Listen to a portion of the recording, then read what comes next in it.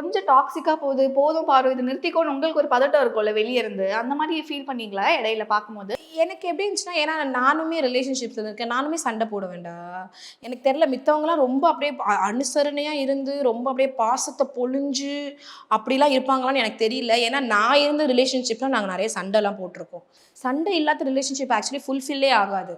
நீ ஒரு சண்டை போடும்போது தான் உனக்கு என்ன பிடிக்குன்றது ஆப்போசிட்ல இருக்கவங்களுக்கு தெரியும். அவங்களுக்கு என்ன பிடிக்குதுன்றது நமக்கு தெரியும். நான் அப்படிதான் என்னோட குரோத் ஆஃப் ரிலேஷன்ஷிப்ப நான் பார்க்குறேன். ஸோ ஆனா அவ்ளோ கேமரா முன்னாடி அவ்ளோ வேணாம் வேணான்னு தான் நான் நினைக்கிறேன். வெளியில பண்றது ஓகே. பட் கேமரா முன்னாடி அவ்ளோ வேணாம்.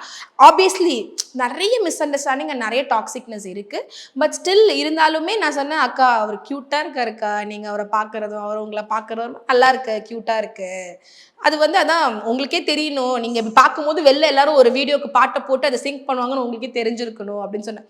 அவ்வளோலாம் யோசிக்கலடி. எல்லா எமோஷன்ஸும் காட்டணும்னு நெனச்சேன். எனக்கு வந்து இன் பெர்சனாவே ரொம்ப புடிச்சிருந்தது. அதனால தான் நான் பேசினேன் அப்படின்னு சொன்னாங்க. அப்போ சூப்பர். ஏதோ ஒரு அனௌன்ஸ்மென்ட் இருக்குன்னு நினைக்கிறேன். பாப்போம். ஏதோ நீங்க லைட்டா ஒரு ஹிண்ட் குடுத்துருக்கீங்க. பாப்போம்.